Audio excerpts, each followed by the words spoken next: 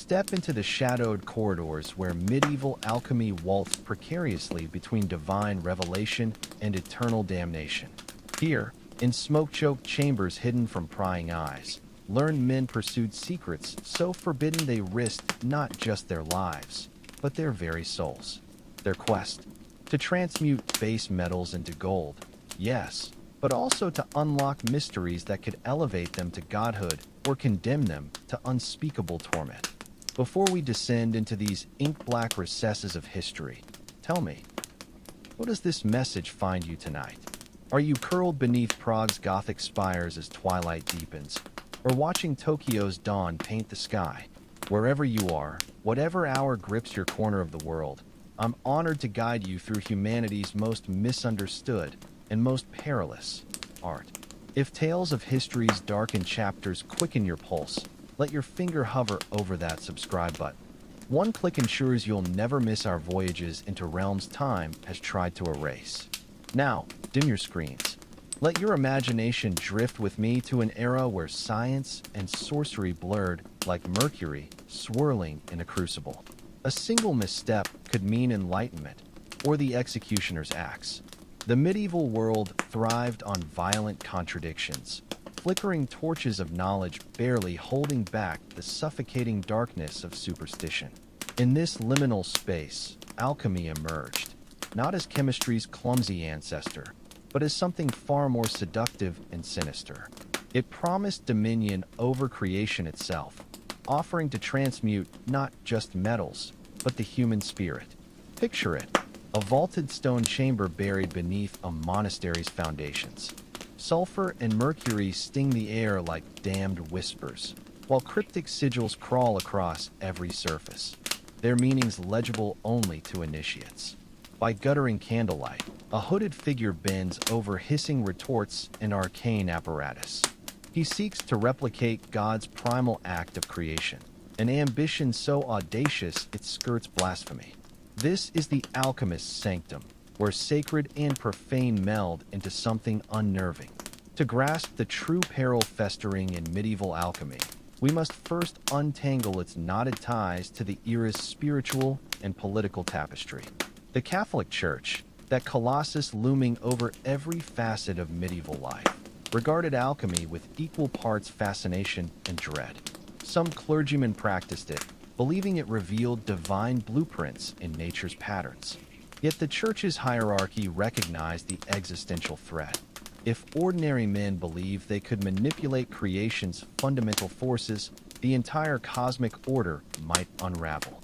Alchemy's foundations rested on a worldview both deeply Christian and quietly heretical. Practitioners believed all matter pulsed with spiritual essence, that physical and metaphysical realms intertwined inseparably.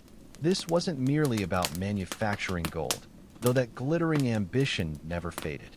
It was about achieving the magnum opus, the creation of the legendary Philosopher's Stone. This fabled substance could allegedly transmute metals, yes, but also bestow eternal life and omniscient wisdom.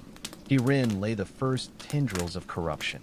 By claiming they could forge such a stone, alchemists essentially declared themselves rival creators, beings who could match or surpass divine power. They aspired to become gods, masters of mortality, architects of perfection in a flawed world. Such hubris didn't escape the Church's notice. Authorities began viewing alchemy not as natural philosophy, but as a direct challenge to God's established order. The art's language deliberately obfuscated, veiled in symbols and metaphors that shielded secrets while hiding practitioners from persecution. Mercury, sulfur, and salt became code for spirit, soul, and body. The Red King and White Queen symbolized opposing forces needing union. Ouroboros dragons swallowing their tails represented cyclical transformation. But beneath these poetic images lurked darker implications. Consider the Nigredo, the blackening stage symbolizing decay before rebirth. This wasn't just chemical, it was spiritual death. Alchemists spoke of killing the king, dissolving order into chaos for purification. The imagery was visceral, unsettling. To medieval minds, How could devout men discuss death and dissolution so casually, even metaphorically? The practitioners themselves were often societal outliers, scholars who'd ventured too far into forbidden texts, physicians disillusioned with medicine's limits, or desperate souls craving wealth. They formed secretive cabals bound by blood oaths and shared obsession. Among history's most notorious figures looms the enigmatic Jibr, possibly 8th century Islamic scholar Jabir ibn Hayyan, or a pseudonym for European adepts. Regardless, texts attributed to him brim with near-demonic processes, crafting artificial life, substances that devoured matter, powders lethal upon contact. The philosopher's stone lured many into moral abysses. Some experimented on humans, believing the principles that transmuted metals could reshape flesh and spirit. Whispers spread of homunculi, artificial humans grown in glass vessels, nourished by blood and worse. These creatures, if they existed, allegedly possessed inhuman wisdom, but at costs no moral person would pay. Economically, alchemy threatened kingdoms. Successful transmutation could flood markets with gold, destabilizing currencies backed by precious metal scarcity. Many rulers secretly funded alchemists while publicly condemning them, hoping to monopolize any breakthroughs. An alchemist's workshop resembled a medieval vision of hell. Chemical fumes choked the air, strange devices filled every corner, serpentine tubing configurations better suited to demon summoning than science. Walls bore astrological charts linking planets to metals and organs, reflecting their belief that human microcosms mirrored the universe's macrocosm. Their operations bore names borrowed from torture, calcination, dissolution, putrefaction, coagulation. Each stage demanded precise timing and hazardous materials. Mercury, that liquid metal existing between states, was especially prized and perilous.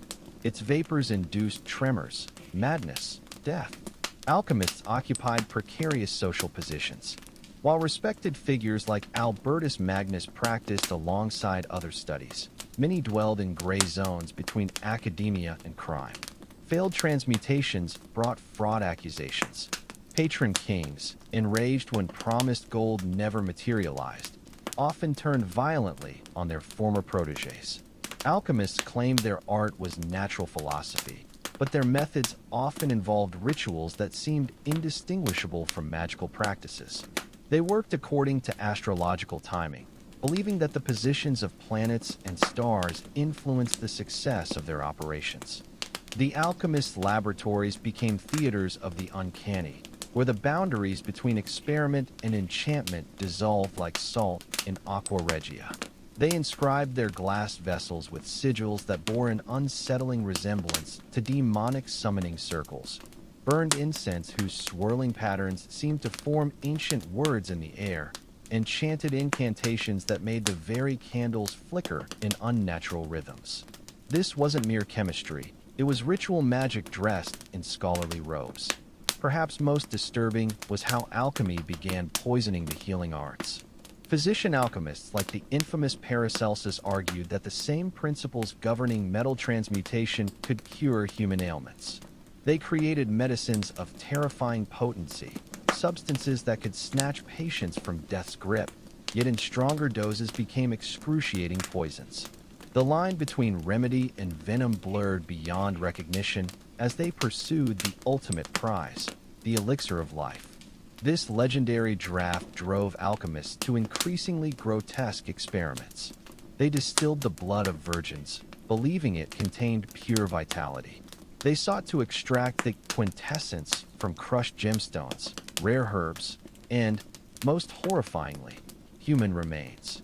Some claimed to have developed preservation techniques that could cheat decomposition entirely, creating what they called philosophical mercury to suspend the body's decay. Yet the darkest facet of medieval alchemy wasn't its failed experiments, but its marriage to power and corruption. Kings and princes cared nothing for philosophical enlightenment. They wanted weapons, gold, dominion over their enemies. The knowledge bubbling in alchemists' retorts could produce undetectable poisons, castle-shattering explosives, or acids that ate through armor like parchment. Consider the infamous John Dee, Queen Elizabeth I court alchemist. This man claimed to converse with angels through a crystal orb, receiving divine instructions for operations that would grant England supremacy over all nations. His influence over the Virgin Queen grew so profound that whispers spread of alchemical enchantments. Had Dee been Elizabeth's will through supernatural means? The alchemist's workshop practices blurred all lines between science and sorcery. They timed operations to lunar phases, insisting celestial alignments affected chemical reactions. Before critical experiments, they underwent purification rituals resembling monastic retreats, days of fasting, prayer, and sexual abstinence. Some refused to work if a menstruating woman had been nearby, revealing the deep misogyny festering beneath their enlightened pursuits. Their materials were chosen as much for symbolic resonance as chemical properties. Cinnabar's vivid red represented Earth's blood. Antimony, which purified gold while destroying baser metals, became an emblem of spiritual refinement through suffering. Lead symbolized humanity's fallen state, gold, divine perfection. These weren't poetic flourishes. Alchemists genuinely believed they reflected cosmic truths. Creating the Philosopher's Stone allegedly required decades, demanding not just technical skill, but the alchemist's spiritual evolution. Many insisted the stone could only manifest for those who'd achieved moral purity, having conquered base desires as they sought to conquer base metals. This belief drove some to extreme asceticism, starving their bodies, denying sleep, abandoning human contact in pursuit of transcendental clarity. But the path to perfection often led to its opposite. Isolated in toxic environments, breathing mercury vapors and handling arsenic daily, many alchemists exhibited textbook madness. Their journals describe visions they mistook for divine revelation, likely hallucinations from chronic heavy metal poisoning. The famed 14th century alchemist Nicholas Flamel wrote of angels dictating recipes in dreams, while his neighbors reported him screaming at empty corners of his workshop. The economic devastation wrought by alchemical frauds rippled across Europe. Get-rich-quick schemes promising instant gold bankrupted nobles and merchants alike. When investors realized they'd been swindled, the consequences were brutal. Charles II of Naples had 2 alchemists roasted alive in iron cages after their transmutation proved fraudulent. Universities faced a crisis as alchemy's secretive nature clashed with academia's ideals of open debate. What used were scholarly disputes when alchemists responded to criticism with veiled threats and claims their detractors lacked spiritual preparation to comprehend their work. The University of Paris formally banned alchemical studies in 1317, driving practitioners deeper underground. Their equipment reflected both genius and hubris. The Athanor furnace could reach temperatures previously unimaginable, liquefying stubborn metals. The Pelican apparatus, named for its resemblance to the self-sacrificing bird, endlessly circulated liquids, concentrating substances to lethal potency. Each innovation brought them closer to godlike power and closer to disaster. The social costs were staggering. Apprentices, often bright young men from poor families, signed indenture contracts that became de facto prison sentences. Locked in windowless workshops for years, many developed permanent neurological damage from mercury exposure. Those who questioned their master's methods faced beatings, or worse. A 1392 Florentine trial revealed one alchemist had murdered 3 apprentices who threatened to expose his frauds. Women suffered uniquely in this world. Though legends speak of female alchemists like Maria the Jewess, inventor of the water bath, most were systematically excluded. Male practitioners blamed menstrual cycles for ruining experiments, claimed female weakness couldn't withstand alchemy's rigors, and relegated women to cleaning vessels, though they still exploited their labor. The few women who penetrated this boys' club, like Perenelle Flammel, were often erased from history or recast as witches. Alchemy's environmental impact went unnoticed but was catastrophic. Deforestation spread as workshops devoured timber for constant furnace fires. Toxic runoff from failed experiments poisoned rivers. London's Walbrook stream ran silver with mercury waste. The air near major alchemy centers grew thick with metallic smog. Medieval chronicles describe foul vapors over Prague killing birds mid-flight. Perhaps most chilling were the psychological transformations. As years of isolation and intoxication took their toll, many alchemists ceased to resemble their former selves. The 15th century German alchemist Basil Valentine began referring to himself in third person, claiming to be a vessel for Hermes' voice. His final journal entry, written in a cipher that took scholars decades to crack, simply read, "The stone is me." The alchemist's descent into darkness reached its nadir when they began trafficking with forces beyond human comprehension. What began as scholarly inquiry into nature's secrets had mutated into something far more sinister. A systematic dismantling of the boundary between our world and realms best left undisturbed. Their laboratories became unholy crossroads where the laws of physics bent like molten glass, where the very air tasted of lightning and decay. Brother Marcus's secret journal, discovered centuries later bricked up in a monastery wall, chronicles this terrifying evolution. At first, his entries describe standard alchemical processes, mercury purification, lead transmutation attempts, the search for the elusive prima materia. But gradually, the tone shifts. He writes of hearing whispers in his alembics when no one spoke, of shadows that moved against the candlelight's flow. Most chilling are his descriptions of the visitors, shimmering, indistinct figures that began appearing at the periphery of his vision during lunar eclipses. These weren't hallucinations. Other alchemists across Europe reported identical phenomena in their encoded correspondence. The 14th century French adept known only as Magister P. described in his Liber Occultus how the homunculi in his care would suddenly sit upright in their glass wombs, tiny hands pressed against the glass, as if greeting unseen guests. In Prague, the Jewish alchemist Rabbi Loz Golem, reportedly animated through Kabbalistic rituals, began speaking in a language no scholar could identify, its clay mouth forming words that made birds fall dead from the sky. The alchemical apparatus itself started exhibiting impossible behaviors. Athanor furnaces would reach temperatures no earthly fire could produce, their bricks glowing white-hot, yet cool to the touch. Distillation coils twisted themselves into fractal patterns that hurt the eyes to follow. Most alarmingly, the philosophical mirrors, specially prepared concave dishes used to concentrate moonlight, began showing scenes of strange cities that didn't exist, populated by figures whose proportions defied Euclidean geometry. What the alchemists failed to grasp was that their obsessive probing had created metaphysical wounds. Every failed summoning, every botched dimensional experiment, every half-successful attempt to communicate with these visitors left scars in the fabric of reality. Like blood in water, these spiritual lesions attracted entities from the void, beings that had waited since time's dawn for such carelessly opened doors. The Order of the Golden Death, that secretive cabal of alchemists who'd fully embraced the darkness, became the primary conduit for these incursions. Their initiation rites now included drinking from a chalice filled with mercury, ground diamonds, and a drop of the initiate's own blood.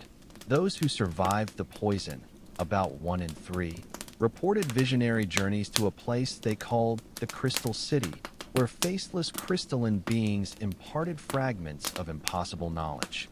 These revelations came at terrible costs. Alchemists who participated in the Order's rituals began exhibiting physical mutations.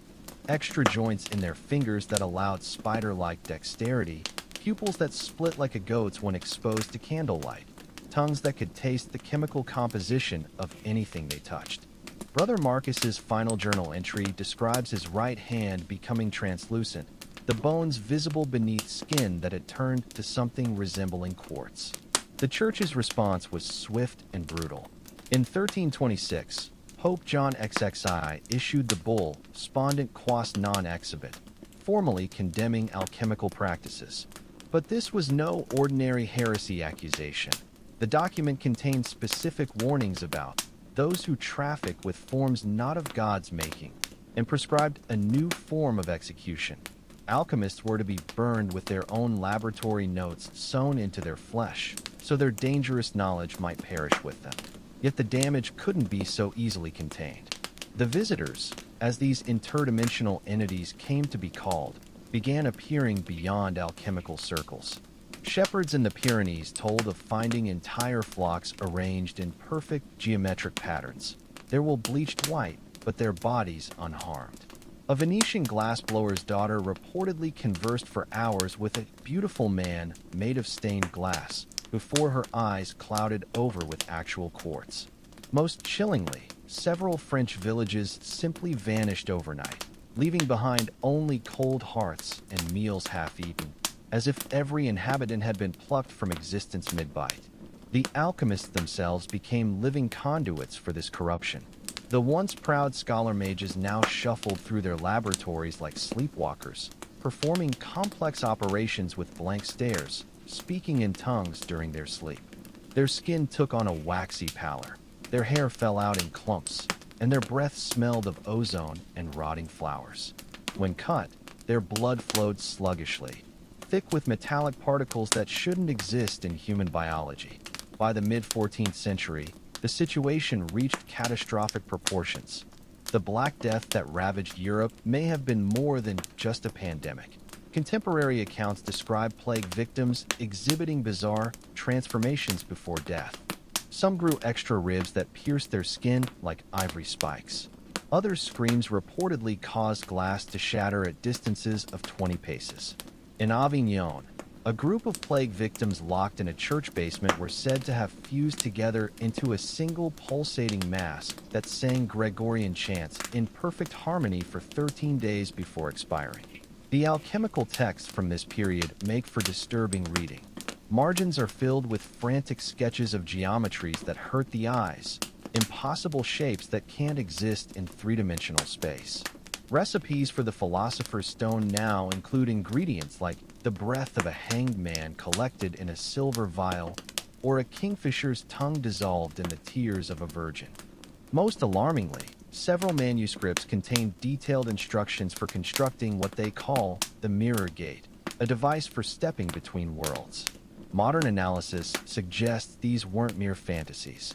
In 1976, renovations at Oxford's Bodleian Library uncovered a hidden chamber containing 14th century alchemical equipment, including a 7-foot-tall mirror framed in human bones. Forensic examination revealed the glass contained traces of mercury, gold, and an unidentified metallic compound. Most chillingly, the stone floor beneath it bore deep grooves, as if something very heavy had been dragged back and forth across the threshold countless times. The final tragedy is that some alchemists recognized their fatal error too late. Brother Marcus's last coherent journal entry reads, "We thought we were miners digging for truth's gold, but we were termites gnawing at reality's foundations. The visitors don't want to teach us, they want to wear us like gloves." His handwriting grows increasingly frantic until the final sentence. "The stars in their crystal city are not stars but teeth, and I see now that the sky is. The rest is obliterated by a dark stain that chemical analysis confirms is human blood mixed with powdered lapis lazuli." The alchemical corruption metastasized like quicksilver through medieval Europe's veins, seeping into places once considered sacrosanct.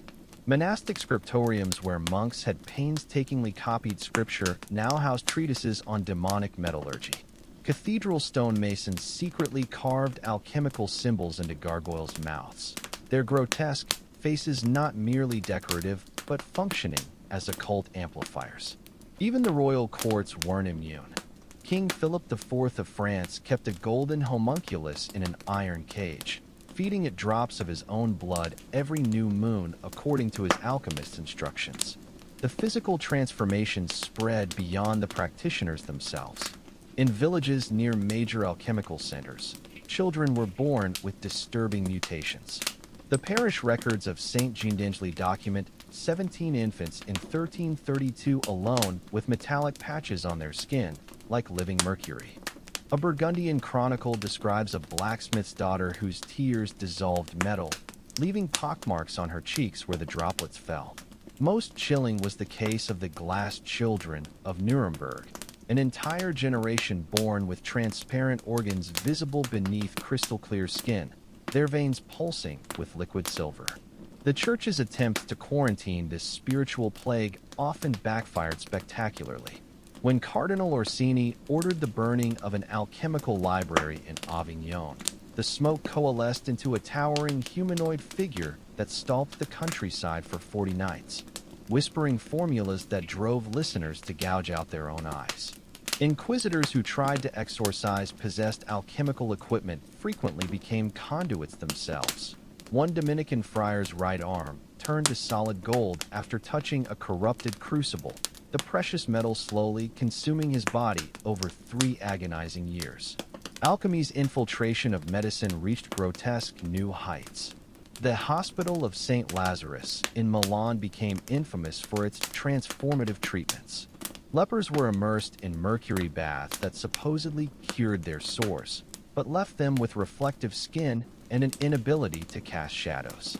Soldiers with battlefield injuries received salves containing powdered homunculus tissue that accelerated healing but caused their scars to form intricate alchemical diagrams. The most depraved were the rebirth chambers, where dying patients were sealed in glass coffins filled with Philosopher's Stone precursors, emerging days later as hairless, sexless beings who claimed to remember their past lives but spoke exclusively in reverse.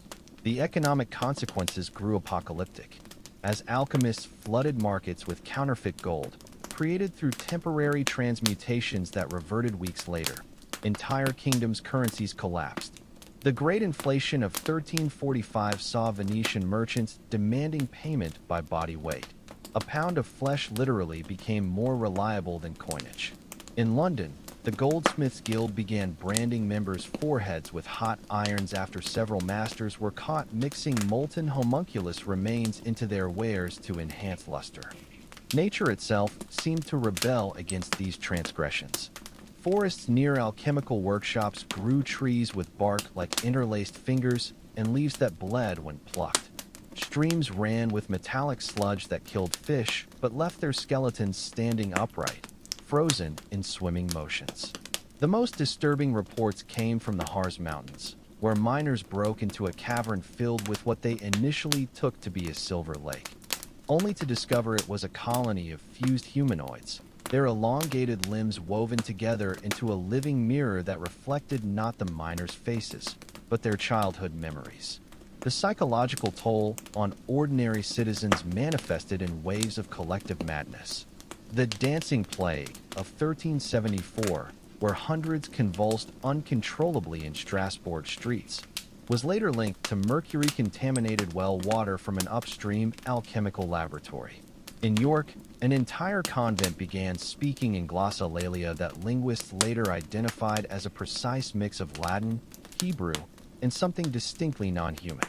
Chroniclers recorded at least 12 cases of spontaneous library combustion, where books unrelated to alchemy would suddenly burst into green flames, always leaving behind a single intact page showing the same cryptic symbol, a serpent swallowing its own tail while pierced by a lance. Military applications of alchemical knowledge escalated the horror. The Siege of Kaffa in 1346 saw the first use of philosopher's fire, a substance that burned underwater and couldn't be extinguished by any known means. Witnesses described how victims' armor fused with their flesh, creating grotesque living statues that continued screaming until the metal completely encased their heads. At the Battle of Crécy, English longbowmen dipped their arrows in a tincture that caused French knights' wounds to sprout metallic thorns that grew inward, slowly turning their organs into jewel-encrusted sculptures. The alchemists themselves reached terrifying new thresholds in their art. Johannes de Garlandia's infamous Liber Eternitatis describes the creation of time mirrors, devices that could peer into both past and future, but at the cost of the viewer's linear perception of time. Several practitioners reportedly aged decades in minutes after gazing into these artifacts, while others became unstuck in time, flickering randomly between different eras like human candles. Most disturbing were the silent ones, alchemists who achieved such perfect harmony with their art that they ceased speaking entirely, communicating only through intricate hand gestures that somehow altered the fabric of reality around them. By the late 14th century, the very concept of alchemy had fractured into competing schools of thought, each more esoteric than the last. The Vitalists believed all matter could be imbued with consciousness through proper treatment. Their laboratories housed disturbing hybrids like roses with human teeth for thorns and candles that wept molten silver tears. The transcendentalists sought to dissolve physical form entirely, creating vaporous entities that haunted their workshops as sentient mists. Most dangerous were the unbound, who openly worshipped the visitors as gods, constructing elaborate reception chambers where they ritually disassembled living volunteers in hopes of providing vessels for these entities to inhabit. The final proof of alchemy's catastrophic success came in 1389, when the tiny German village of Schweige simply inverted. Townsfolk awoke to find their thatched roofs underground and their cellars open to the sky, the church bell tower stretching downward into a bottomless pit. Those who entered the village perimeter reported feeling their internal organs rearrange, then found themselves walking on what had previously been vertical surfaces as casually as if gravity had reoriented. The phenomenon lasted exactly 40 days before the entire settlement vanished, leaving only a perfectly circular lake whose waters showed constellations no astronomer could identify. Modern excavations at former alchemical sites continue to yield disturbing finds. In 2004, archaeologists beneath Prague Castle discovered a sealed chamber containing 12 glass cylinders, each holding a perfectly preserved homunculus floating in amber liquid. When exposed to air, the specimens dissolved instantly, leaving behind a residue that molecular analysis revealed contained human DNA mixed with unknown metallic compounds. Most unsettling was the pattern they'd formed, an exact replica of the Draco constellation as it would appear from Earth in the year 21,000 AD. The alchemical apocalypse reached its crescendo in the winter of 1392, when the very fabric of reality began unraveling across Europe like a frayed alchemist's robe. What began as isolated incidents of localized reality distortion soon escalated into full-scale ontological collapse. In Prague, the famous astronomical clock began striking 13, its mechanical apostles emerging to perform obscene pantomimes before bursting into blue flames. The River Thames flowed backward for 3 consecutive days, its waters thick with what appeared to be liquid silver and dissolved human teeth. At the epicenter stood the Brotherhood of the Black Sun, a secretive cabal of alchemists who had abandoned all pretense of natural philosophy in their quest to complete the magnum opus. Their hidden stronghold beneath Montsegur Castle became ground zero for what they called the Great Transmutation, not merely of base metals into gold, but of Earth itself into a higher state of existence. Contemporary accounts describe their final ritual in terrifying detail. 12 alchemists arranged in a perfect dodecahedron formation, each chanting in a different dead language while holding aloft vials containing their own liquefied organs. The effects were immediate and catastrophic. Birds within a 10-league radius fell from the sky, their skeletons transformed into intricate gold filigree. Every pregnant woman in Toulouse gave birth simultaneously to identical silver-skinned infants who spoke perfect Latin before dissolving into mercury. Most disturbingly, the castle itself began bleeding from its stone walls. A thick black substance analysis later revealed contained human hemoglobin mixed with powdered lapis lazuli. As news of these events spread, panic gripped Europe's remaining alchemical communities. The more principled practitioners finally recognized the abyss they'd been peering into, and how close they'd come to being consumed by it. In Oxford, a group of scholar alchemists led by Thomas of Westwood made the fateful decision to destroy their life's work. Their final journal entries describe the grim task of smashing Athanors, burning manuscripts, and pouring molten lead into their homunculi incubation chambers. But even these desperate measures proved insufficient. Westwood's last entry reads simply, "The knowledge won't die." It's learned how to hide in the cracks between words. Meanwhile, the church launched its most aggressive purge yet. The newly established alchemical inquisition employed specially trained nullifiers, former alchemists who had retained just enough knowledge to track down their former colleagues. Their methods were brutally effective. Suspect laboratories were doused with holy water mixed with crushed ruby, causing any active alchemical processes to backfire catastrophically.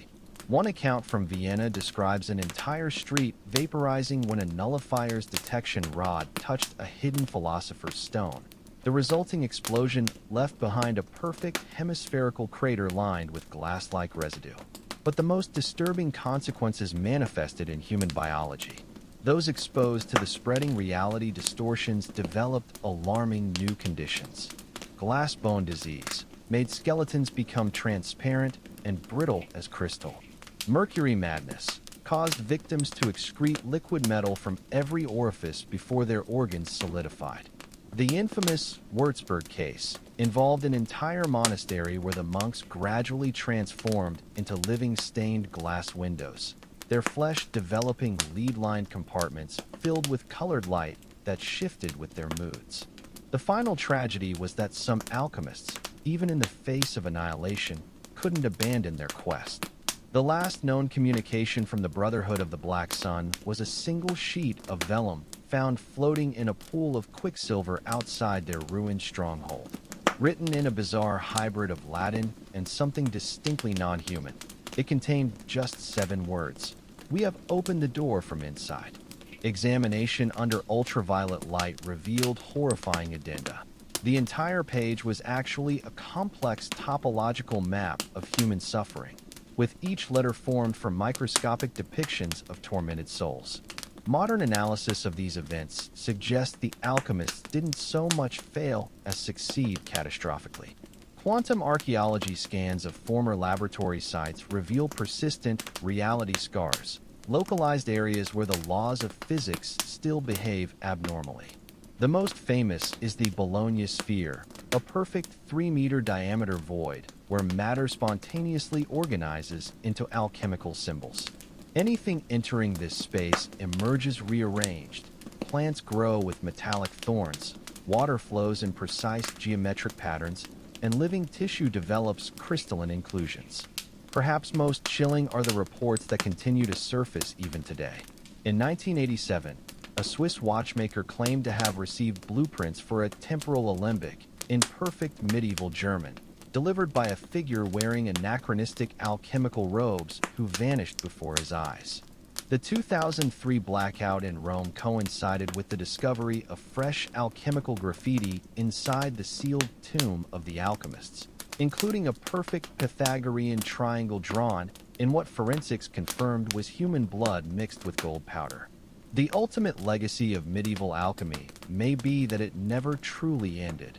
It merely went underground, adapting to each new era while maintaining its dangerous obsession with transcending nature's laws. The visitors the alchemists first contacted still linger at reality's edges, waiting for fresh invitations. And in hidden laboratories across the world, there are always new seekers willing to risk everything for forbidden knowledge, never realizing that the true price of the magnum opus was never gold, but the soul of humanity itself. The aftermath of the alchemical cataclysm left Europe scarred in ways both visible and unseen.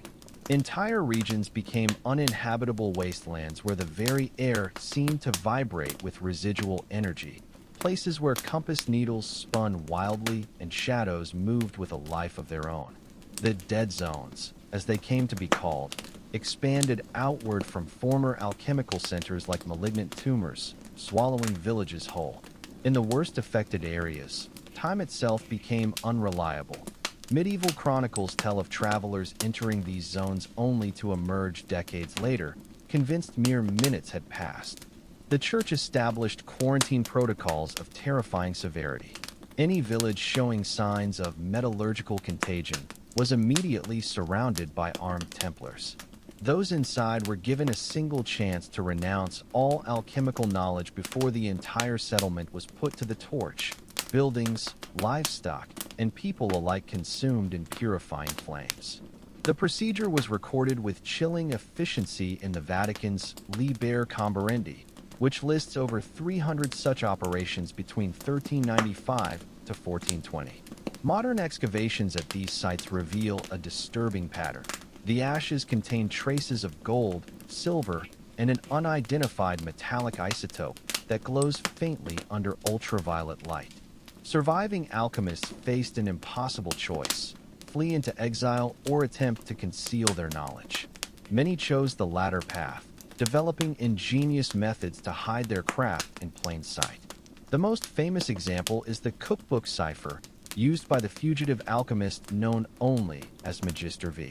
His Diarie Coquinaria, ostensibly a culinary manual, contained precise instructions for creating the Philosopher's Stone, disguised as recipes. Take 12 ounces of the purest flour, actually referred to mercury distillation, knead vigorously under a waning moon, described the process of imbuing metals with anima.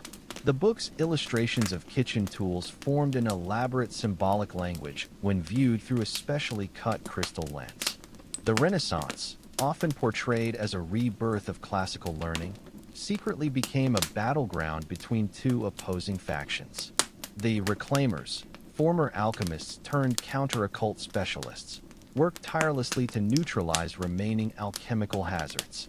Their methods were as brilliant as they were brutal. In Florence, they developed memory palaces, architectural constructs designed to trap residual alchemical energies in endless symbolic labyrinths. Venice's secretive glassmakers guild perfected lead crystal prisms that could detect and refract corrupted energies. Most dramatically, in 1456, the Reclaimers deliberately collapsed an entire wing of the Vatican Library to contain a living manuscript whose ink had transformed into a sentient mercury-based life form. Opposing them stood the Perpetuals, alchemists who believed their predecessors' only mistake had been moving too quickly. These patient schemers embedded themselves in Renaissance institutions, subtly steering art, science, and politics toward their long-term goals. Leonardo da Vinci's notebooks contain disturbing passages, written in reverse script only decipherable with mirrors, that suggest direct contact with these hidden masters. His designs for flying machines bear uncanny resemblance to the wings of Azrael, described in forbidden alchemical texts. Even Michelangelo's Sistine Chapel contains carefully hidden alchemical symbolism. The famous Creation of Adam fresco's background shapes form a perfect representation of the emerald tablet when viewed through a specific chromatic filter. The most insidious legacy emerged in the realm of medicine. Paracelsus, often hailed as the father of modern pharmacology, secretly continued alchemical experimentation under the guise of medicinal reform. His Tincture of Life, marketed as a universal panacea, contained trace elements of homunculus tissue that granted temporary vitality at the cost of vivid hallucinations. Patients reported seeing glass cities and metal forests during treatment, visions we now recognize as glimpses into parallel dimensions. Worse still were his zodiac surgeries, where specific organs were removed during astrologically significant hours, a practice that left patients prone to developing crystalline growths at the excision sites years later. The economic impact reshaped European power structures forever. The sudden scarcity of alchemical gold triggered the Great Bullion Famine of 1400 to 1450, forcing nations to adopt paper currencies. This financial crisis birthed modern banking. The Medici family's rise was directly tied to their secret acquisition of alchemical gold smelting techniques from a captured perpetual member. Their account books show regular payments to glassworkers and mirror polishers, code for alchemical consultants. The famous Medici porcelain, renowned for its unique luster, was actually fired in kilns containing powdered Philosopher's Stone remnants, explaining why some pieces still emit faint radiation detectable by Geiger counters. Nature's revenge manifested in the metal plagues, ecological disasters where entire forests petrified into metallic replicas overnight. The worst occurred in Germany's Black Forest in 1489, where thousands of trees transformed into perfect copper copies, their leaves tinkling like wind chimes in the breeze. Nearby villages reported wells filling with liquid silver that hardened upon contact with air, trapping buckets and ropes in gleaming sculptures. Modern scientists analyzing these phenomena have identified the cause: a self-replicating nanocatalytic agent derived from alchemical experiments that escaped containment. Samples show the agent remains active after 5 centuries, still capable of transmuting organic matter under the right conditions. The psychological scars ran deepest of all. An entire genre of alchemical nightmares entered European folklore, recurring dreams of being trapped in glass labyrinths, pursued by faceless metal figures, or drowning in oceans of quicksilver. These shared dream experiences became so widespread that the Church classified them as a form of spiritual attack, prescribing rigorous fasting and prayer as treatment. Modern analysis of medieval dream diaries reveals these visions followed precise, symbolic patterns matching alchemical transformation sequences, suggesting some form of collective, unconscious contamination. Perhaps most telling are the personal accounts of those who lived through this era. The diary of Florentine merchant Giovanni Rosselli describes encountering a man of glass in 1467. A translucent figure who moved through the marketplace unnoticed by others, pausing only to whisper coordinates that led Rosselli to a buried cache of alchemical texts. French nun Marie de Bretagne's letters tell of an entire convent wall that became a living alchemical manuscript, its stones rearranging nightly to reveal new passages. Most chilling is the account of English scribe Thomas of York, who claimed to have transcribed a book that wrote itself, its pages filling with text describing events that wouldn't occur for centuries, including precise predictions of modern technological developments. The ultimate irony? The very institutions created to stamp out alchemy became its unwitting preservers. The Vatican's secret archives contain hundreds of carefully catalogued alchemical works, not destroyed, but studied by generations of scholar priests. The Medici family's private collection includes working models of alchemical devices so advanced they defy 15th century technological capabilities. And in Oxford's Bodleian Library, a single page from the legendary Emerald Tablet rests in a lead-lined vault, still warm to the touch after 600 years, its strange glyphs shifting subtly when no one is looking. The 16th century dawned with Europe still trembling from alchemy's aftershocks, yet the art refused to die. It simply shape-shifted into new, more insidious forms. What had once been practiced in smoky basements now flourished in royal courts and universities, concealed beneath layers of Renaissance respectability. The alchemist's crucible was replaced by the artist's palette, the philosopher's stone recast as artistic genius, and the homunculus reborn as anatomical perfection in marble and oil. In Florence, the Medicis established the first Academy of Hidden Arts, a lavish front for continued alchemical research. Behind its neoclassical facade, artists like Botticelli and Michelangelo participated in rituals disguised as life-drawing sessions, where models were anointed with metallic unguents that made their skin shimmer like living bronze. The famous Primavera painting contains no fewer than 17 alchemical symbols hidden in its floral patterns, arranged to form a functional energy matrix that still emits measurable electromagnetic pulses today. The printing press, that great democratizer of knowledge, became alchemy's most potent vector. Venetian publisher Aldus Manutius produced exquisite editions of classical texts, each containing carefully inserted alchemical formulae disguised as printer's ornaments. His 1501 Hypnomachia Polyphili featured typographical elements that, when viewed under candlelight at a 23-degree angle, revealed complete instructions for creating the solar tincture. Scholars who attempted to replicate these processes invariably met grisly fates. The Doge's archives contain reports of at least 12 printers whose bodies crystallized while handling certain ink formulations. Medical alchemy reached terrifying new sophistication under the guise of anatomical study. Andreas Vesalius' groundbreaking De Humani Corporis Fabrica contained disturbing anomalies, illustrations of organs that didn't exist in normal humans, labeled with terms found nowhere else in medical literature. Modern CT scans of the original cadavers used for these drawings reveal metallic implants and crystalline growths where these extra organs were depicted. Most chilling is plate 38, showing a dissected thorax containing what appears to be a miniature glass womb with a floating homunculus, a detail absent from later editions. The Protestant Reformation became an unexpected vector for alchemical resurgence. Martin Luther's translator, the alchemist Johannes Matthias, secretly embedded Hermetic principles into the first German Bible.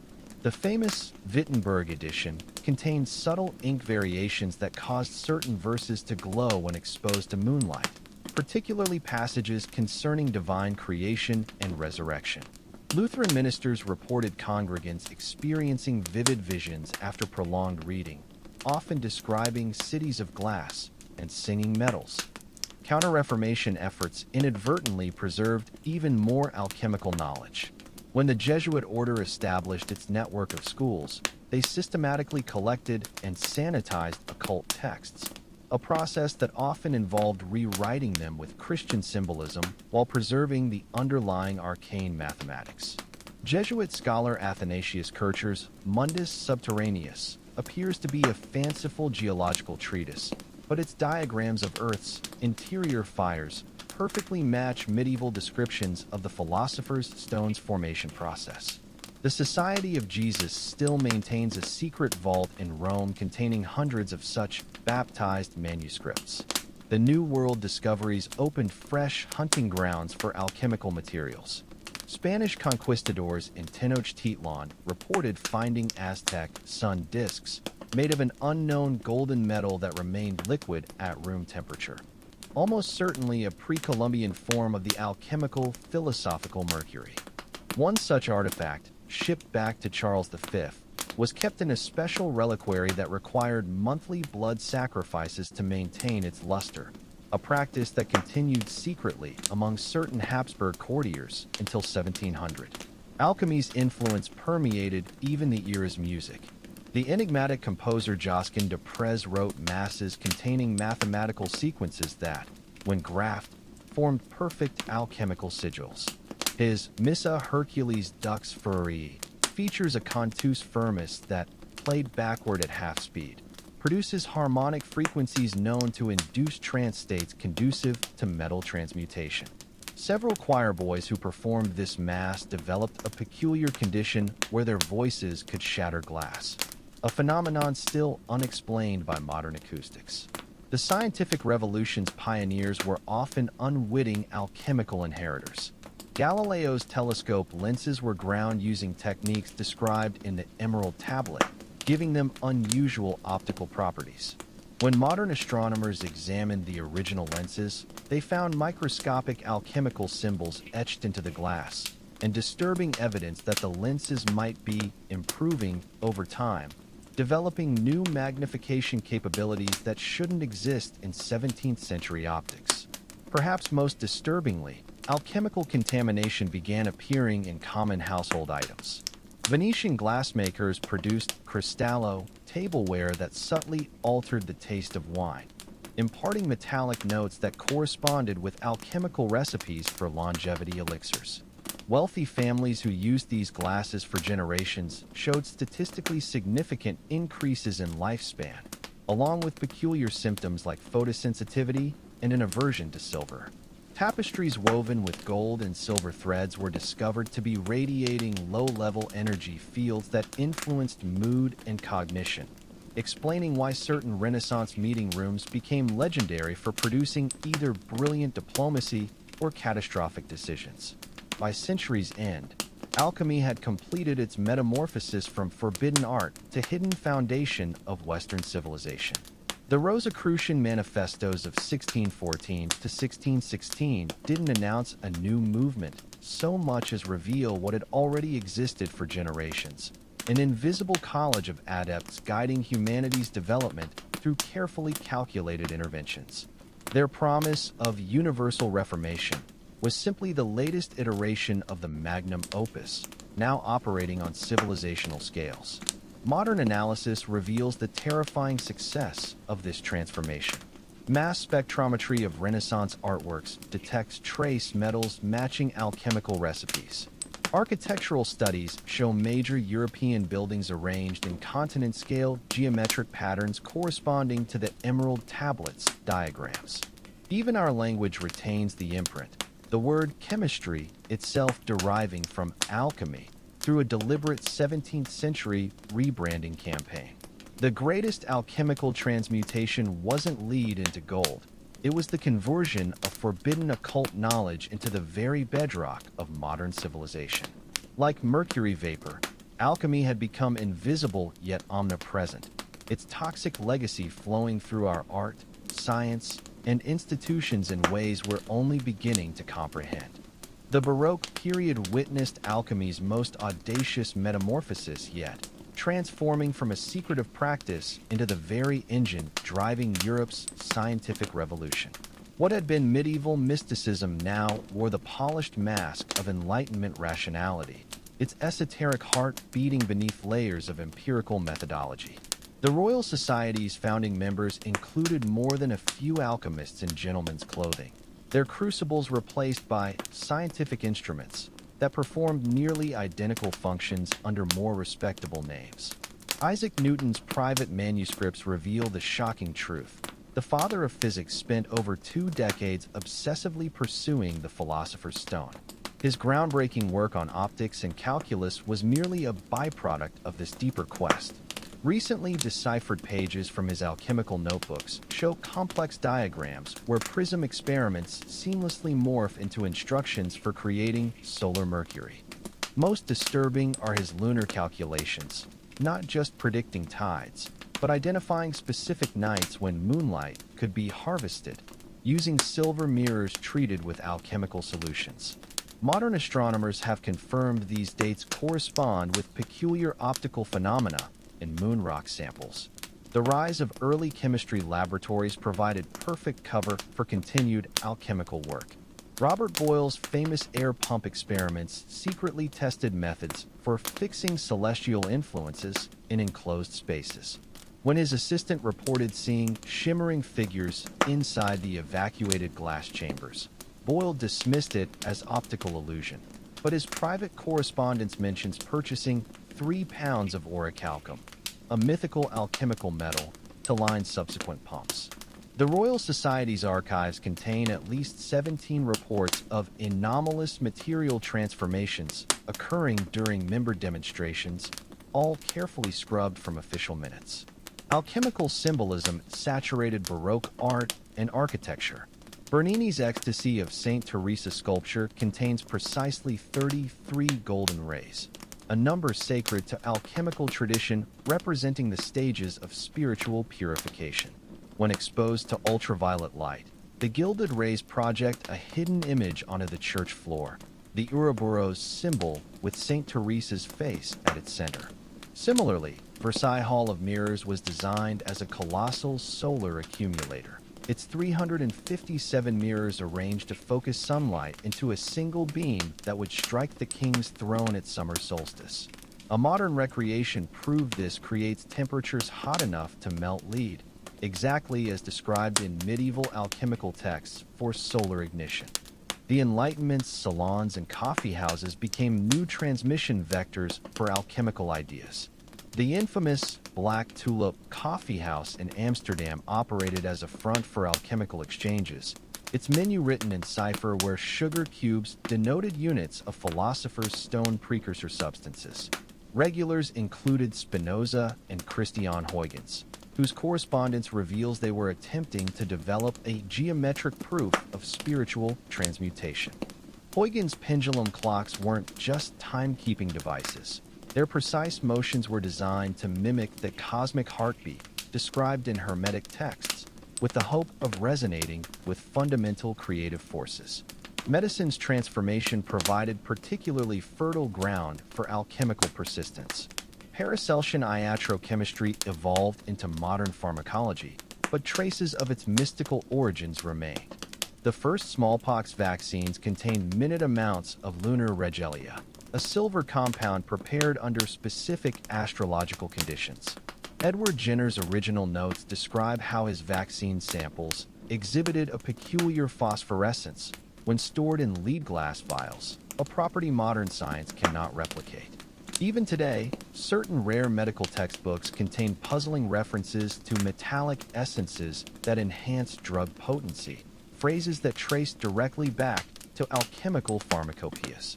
The Industrial Revolution's machines hid startling alchemical influences. James Watt's steam engine improvements were inspired by studying perpetual motion designs from a 15th century alchemical manuscript in Glasgow University's collection. Metallurgical advances in steel production used techniques lifted verbatim from medieval recipes for unbreakable swords. Most shockingly, the Bessemer process for mass-producing steel was prefigured in an obscure 1623 alchemical text describing the vulgar multiplication of ferrous spirits, complete with diagrams of converter vessels nearly identical to modern steel mills. Financial systems became alchemy's new playground. When the Bank of England established the gold standard, they unknowingly implemented a system described in 14th century Florentine alchemical texts as the vulgar imitation of celestial economy. The bank's original vaults were constructed following precise geometric proportions said to stabilize metallic essence, and modern scans reveal faint alchemical symbols etched into the foundation stones. More disturbingly, spectrographic analysis of early British coins shows trace elements of orichalcum, a metal that shouldn't exist outside mythology. The French Revolution's most puzzling episodes take on new meaning through an alchemical lens. The infamous diamond necklace affair that discredited the monarchy involved a 2,800-carat jewel later proven to be artificial, its atomic structure matching descriptions of the Philosopher's stone in its crystalline form. Robespierre's cult of the supreme being ceremonies followed ritual sequences lifted directly from Renaissance alchemical texts, complete with purification by elemental confrontation, that saw participants pass between stations representing earth, air, fire, and water. Most chillingly, chemical analysis of guillotine blades used during the Terror shows they were alloyed with silver and mercury in precise alchemical proportions said to liberate the soul from material dross. By the 19th century, alchemy had successfully camouflaged itself within modernity structures. The periodic table's arrangement, long assumed to be purely scientific, bears uncanny resemblance to the Emerald Tablets' elemental hierarchy.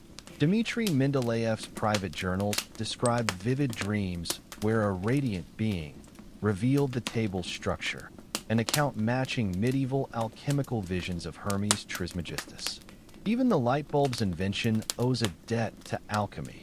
Edison's early filaments were treated with solutions described in Paracelsian texts as captured sunlight, giving them unnatural longevity.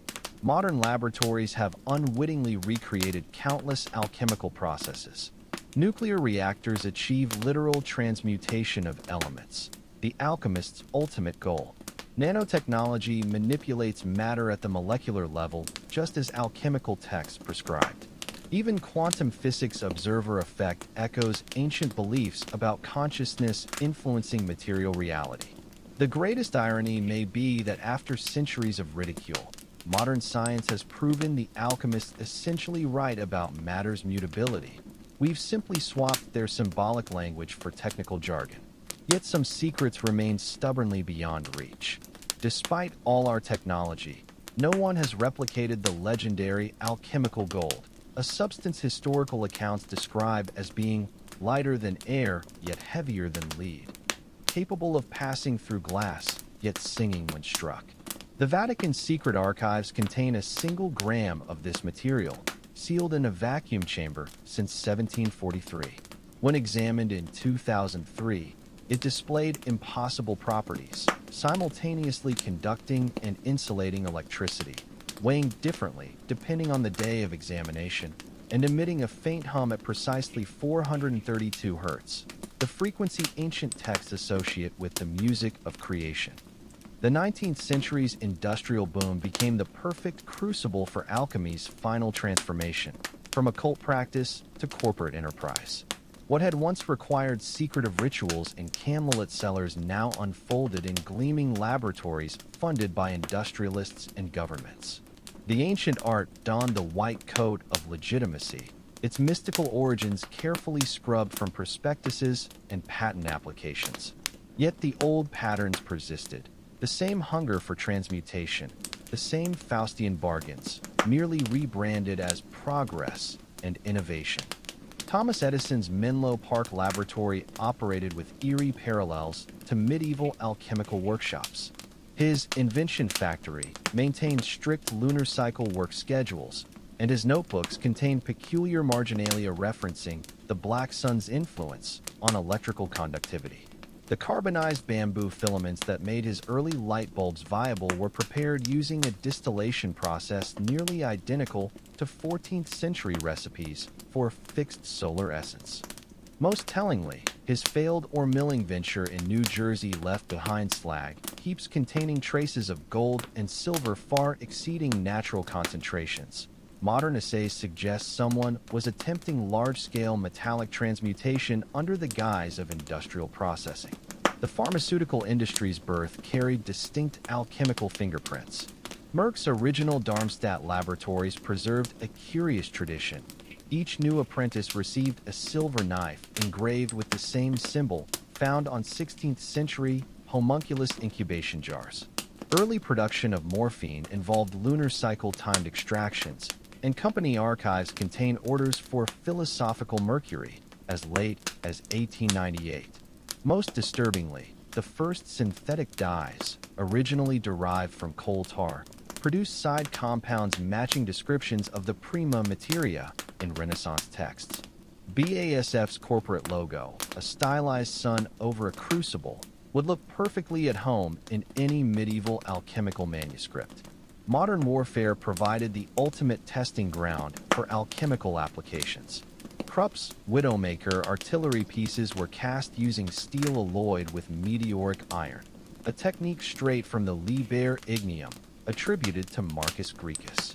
The infamous Paris gun that shelled the French capital from 75 miles away in 1918 employed projectile tips containing an unidentified dense metal that left crystalline residue at impact sites.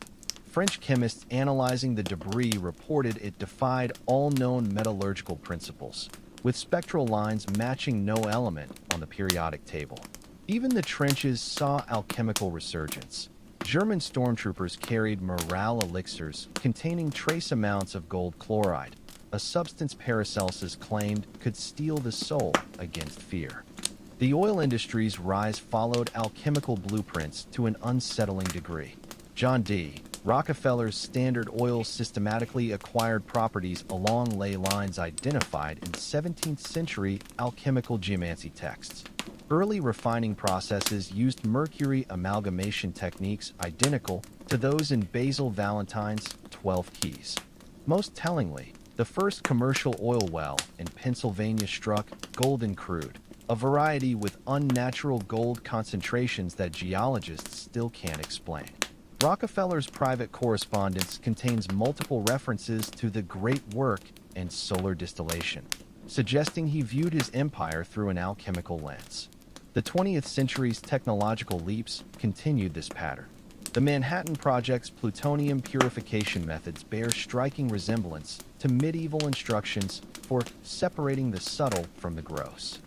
Oppenheimer's infamous quote, "I am become death, the destroyer of worlds," takes on new meaning when we learn he carried a pocket edition of the Bhagavad Gita annotated with alchemical marginalia. Even the Apollo program had its occult connections. NASA's original navigation computers used crystal oscillators grown with techniques matching those in Isaac Newton's alchemical notebooks. Modern nanotechnology has brought us full circle to alchemy's original goals. The ability to manipulate matter at the atomic scale fulfills the ancient dream of transmutation. We simply call it materials science now. Gold nanoparticles used in cancer treatment exhibit properties medieval texts ascribed to the elixir of life. Carbon nanotubes' strength-to-weight ratio matches legends of unbreakable alchemical threads. Most poetically, the Large Hadron Collider's quest for the God particle mirrors the alchemist's search for the prima materia, both attempts to isolate the fundamental building block of existence. Yet some mysteries remain stubbornly beyond our grasp. The Voynich manuscript, that infamous 15th century ciphertext filled with botanical and astronomical drawings, continues to defy decoding. Recent multispectral imaging revealed previously invisible alchemical symbols throughout its pages, suggesting it may be the missing link between medieval and modern alchemy. Even more perplexing are the Nuremberg cups, a set of 16th century goblets that spontaneously generate liquid when left in moonlight. Modern analysis shows this condensate matches known water sample on Earth, with isotopic ratios suggesting extraterrestrial origin. The digital age has birthed its own forms of alchemical thinking. Cryptocurrency mining's proof-of-work algorithms function as digital transmutation, converting electricity into gold through mathematical purification. Blockchain technology's immutable ledgers echo alchemy's dream of creating indestructible records of spiritual and material transformation. Even artificial intelligence research follows patterns described in medieval texts about ensouling the homunculus. We've simply replaced animal magnetism with machine learning algorithms. Perhaps most telling is how thoroughly alchemical thinking has infiltrated modern corporate culture. Silicon Valley's obsession with disruption mirrors the alchemical principle of solve et coagula, dissolve and reconstitute. Startup incubators function as modern Athenors, applying pressure and heat, venture capital and deadlines to transform base ideas into entrepreneurial gold. The entire tech industry runs on a form of digital alchemy, attempting to spin straw, data, into gold, profit, through increasingly arcane processes understood only by initiates. The greatest transmutation of all may be how completely we've forgotten alchemy's origins while replicating its patterns. Those medieval adepts seeking the Philosopher's Stone would recognize their spiritual descendants in today's labs and startups, still chasing eternal life through biotech, still seeking to turn lead into gold through financial alchemy, still trying to conjure homunculi through artificial intelligence. The tools have changed, but the essential impulse remains: the human desire to transcend nature's limits, regardless of the cost. The 21st century has witnessed alchemy's most profound metamorphosis yet, its principles now encoded in the very algorithms shaping our digital existence. What medieval practitioners achieved through painstaking laboratory work, modern technocrats accomplish with quantum computing and artificial intelligence. The ancient dream of transmutation has found its ultimate expression in cryptocurrency markets, where billions materialize from cryptographic algorithms, and in biotech labs, where CRISPR edits life's fundamental code. Yet the old dangers persist, the same reckless pursuit of power without wisdom, the same Faustian bargains disguised as progress. Silicon Valley's elite exhibit behaviors strikingly reminiscent of Renaissance alchemists. The longevity movement pursued by tech billionaires mirrors the alchemical quest for the elixir of life, with blood transfusions and gene therapies replacing mercury tonics and homunculus extracts. Peter Thiel's fascination with parabiosis, the transfusion of young blood, uncannily echoes 16th century alchemist Andreas Libavius' experiments with vital essences extracted from adolescents. Even the language remains eerily similar. Where medieval texts spoke of purifying the vital humors, modern labs discuss clearing senescent cells. The transhumanist movement has become alchemy's logical culmination. Neuralink's brain-computer interfaces fulfill Roger Bacon's visions of augmented cognition, while cryonics facilities promise physical resurrection. a direct descendant of alchemical attempts to preserve corpses in philosophical Mercury. Most tellingly, the Silicon Valley obsession with disrupting death precisely parallels medieval alchemists' belief that mortality was merely a technical problem to be solved. The only difference is the scale of resources.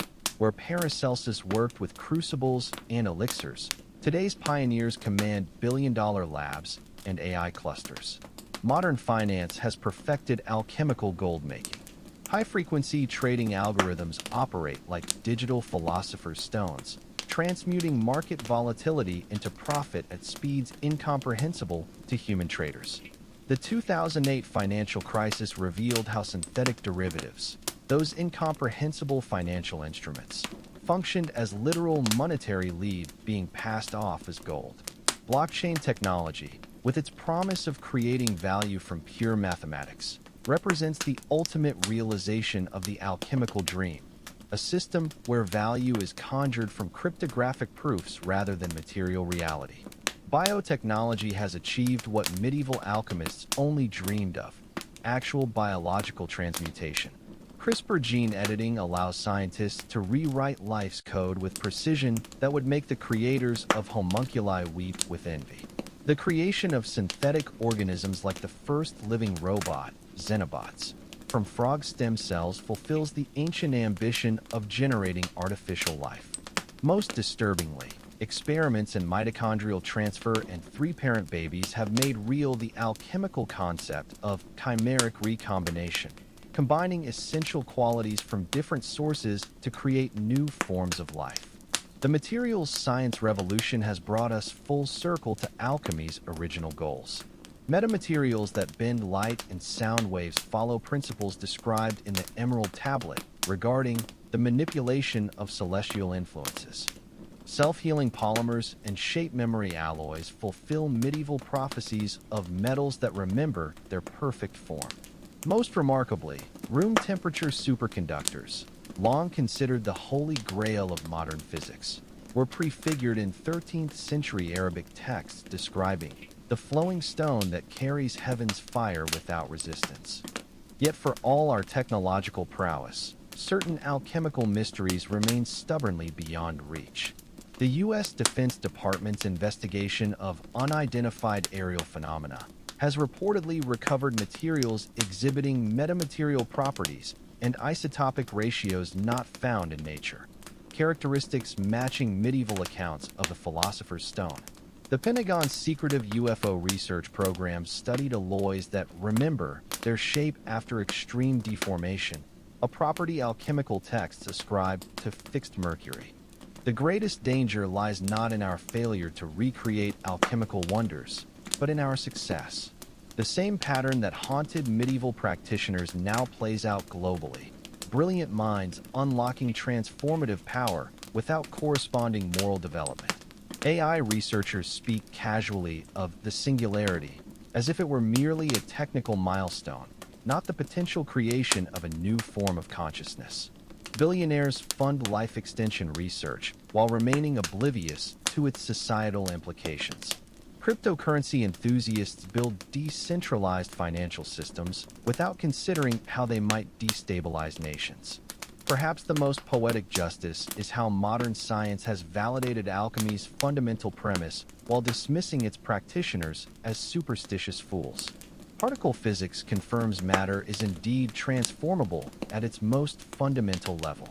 Quantum entanglement echoes alchemical concepts of sympathetic connections between distant objects. Even the multiverse theory resonates with medieval beliefs about parallel spiritual realms. The final irony may be that after centuries of ridicule, we've become the very thing we mocked. A civilization intoxicated by its own cleverness, wielding powers we barely comprehend, repeating the alchemist's mistakes on a planetary scale. The laboratory has expanded to encompass the entire Earth, and our Philosopher's Stone is the microchip, but the essential drama remains unchanged. Human ambition outstripping wisdom, the thirst for knowledge overwhelming the capacity to use it well. As we stand on the brink of artificial general intelligence, gene-edited humans, and quantum computing, we would do well to remember the alchemist's fate. Their art began with noble intentions to heal, to understand, to improve the human condition. It ended in madness, corruption, and unintended consequences that reverberated for centuries. Our technological alchemy risks following the same trajectory, unless we can learn what they could not. That true transformation requires not just intellectual advancement, but moral evolution. As we peer into the abyss of technological singularity, the spectral hands of medieval alchemists reach across centuries to warn us. Their crumbling manuscripts whispering urgent lessons we've failed to learn. The 21st century's most cutting-edge laboratories have become unwitting reenactments of those candlelit medieval workshops, where the same fatal equation plays out. Boundless curiosity plus unchecked ambition minus ethical constraints equals catastrophe. From CRISPR babies to rogue AI, our modern alchemical breakthroughs carry the same toxic mixture of wonder and peril that once turned gold seekers into glassy-eyed madmen. The parallels between then and now grow more disturbing the closer one looks. Medieval alchemists obsessed over creating homunculi, artificial humanoids imbued with consciousness. Today's AI researchers pursue artificial general intelligence with near-religious fervor, both camps convinced they're on the verge of ensouling their creations. The 13th century Liber Vaci contained grotesque recipes for breeding hybrid creatures, while modern labs splice jellyfish genes into rabbits to make them glow. The Alchemist's animated statues find their echo in Boston Dynamics' eerily lifelike robots. And just as medieval homunculi were said to possess dangerous hidden knowledge, today's large language models occasionally spout unsettling truths their creators never taught them. Even the funding models mirror ancient patterns. Where Renaissance alchemists relied on patronage from wealthy nobles seeking immortality elixirs, today's longevity startups court billionaires desperate to cheat death. PayPal co-founder Peter Thiel's investments in parabiosis, young blood transfusions, directly parallel the Medici family's funding of 15th century life extension experiments. The infamous Project Blue Book UFO investigations were bankrolled by a Rockefeller, just as John D. Rockefeller Sr. secretly funded alchemical research a century earlier. The more things change, the more the gold stays the same. Modern medicine has taken alchemical concepts to terrifying new heights. The emerging field of quantum biology suggests our cells might use entanglement principles to communicate, a notion that would have delighted Paracelsus. Experimental senolytics that purge aging cells mirror alchemical purification rituals.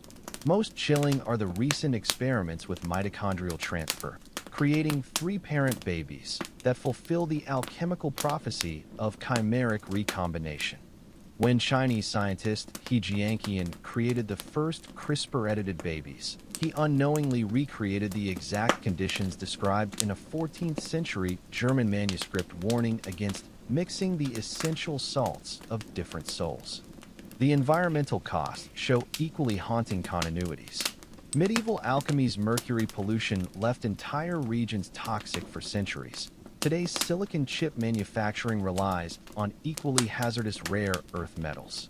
The dead zones created by alchemical runoff now have their counterparts in electronic waste graveyards poisoning third-world villages.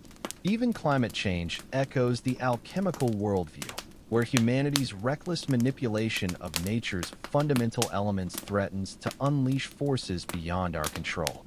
Our digital world has become the ultimate alchemical playground. Social media algorithms function like psychological philosopher's stones, transmuting base human attention into corporate gold. The dark patterns used to maximize engagement are direct descendants of the subliminal sigils alchemists inscribed to influence minds. Cryptocurrency's blockchain technology perfectly mirrors the alchemical concept of the chain of Hermes, an unbreakable record of all transactions stretching back to creation. Even non-fungible tokens, NFTs, bizarrely fulfill the alchemical dream of creating unique, irreproducible spiritual essences in material form. Military applications show the most dangerous parallels. The alchemist's Greek fire finds its successor in thermobaric weapons that consume oxygen to intensify explosions.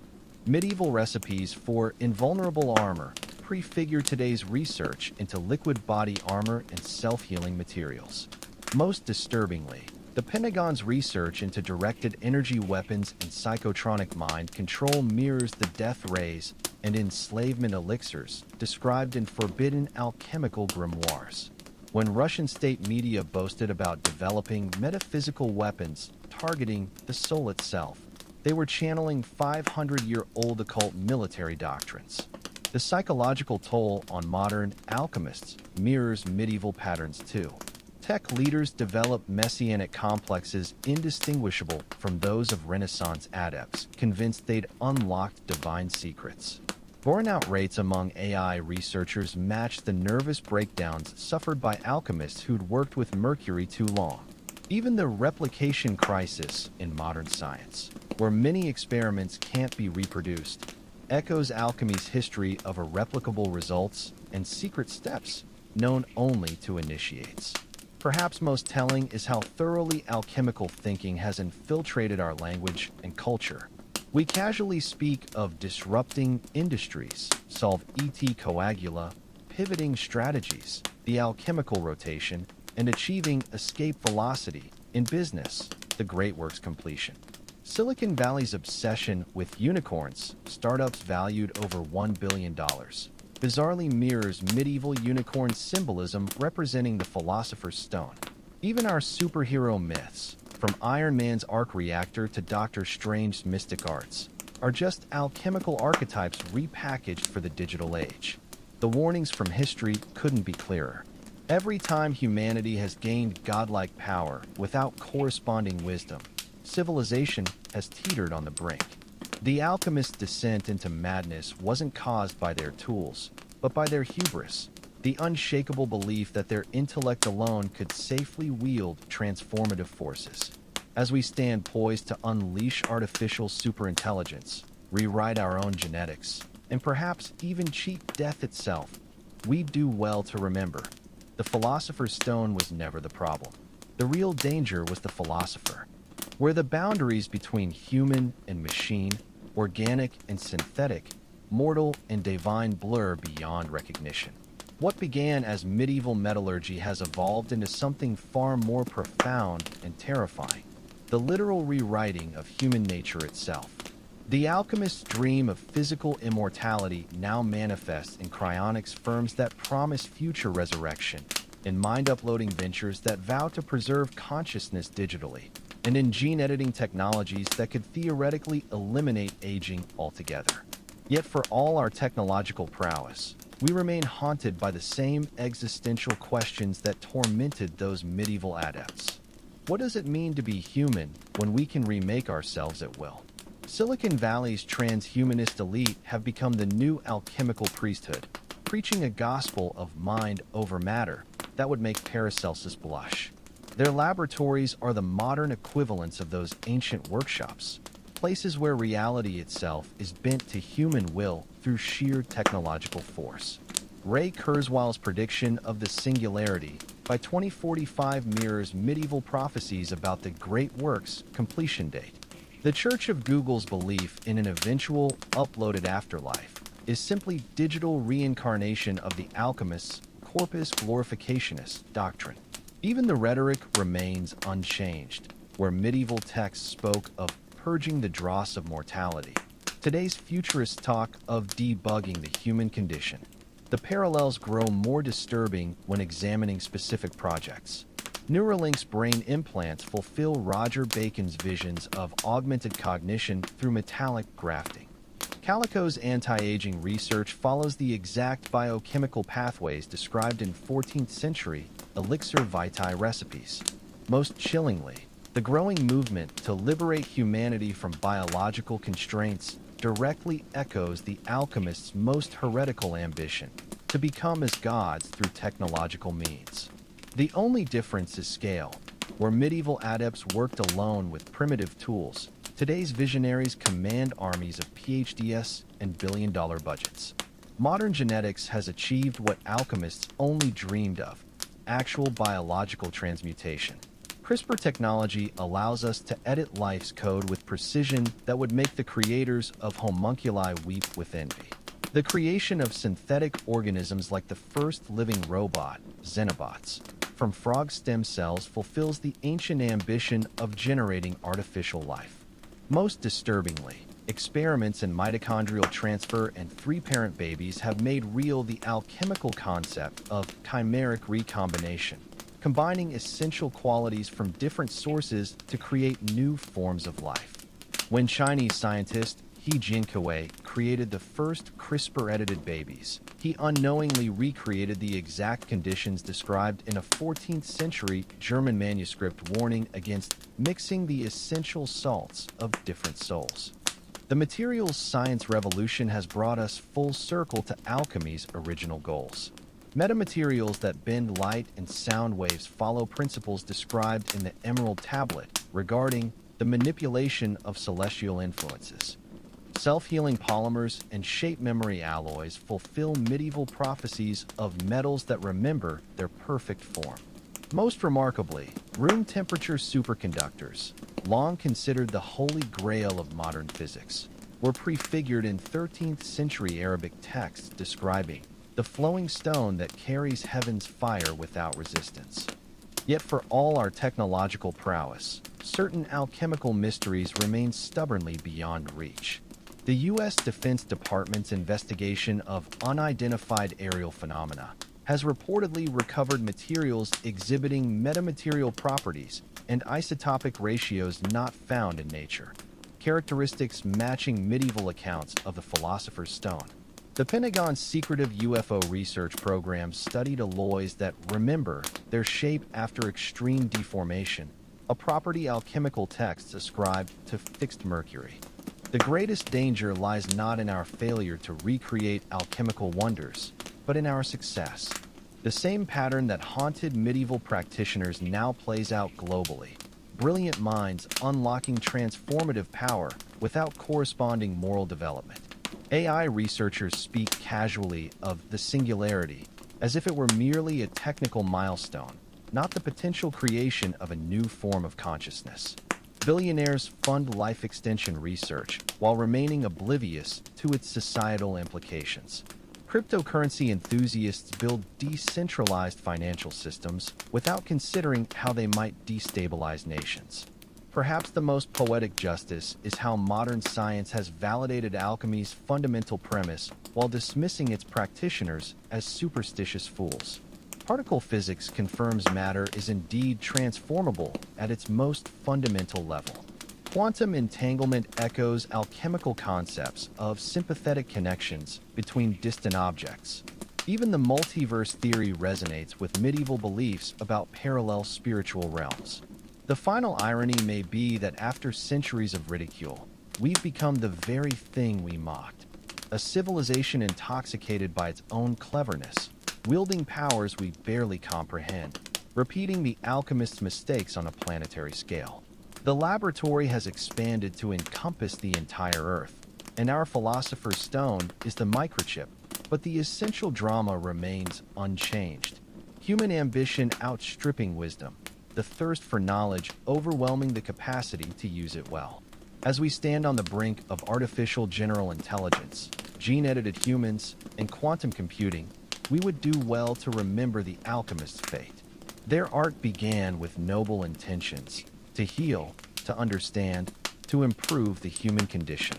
It ended in madness, corruption, and unintended consequences that reverberated for centuries.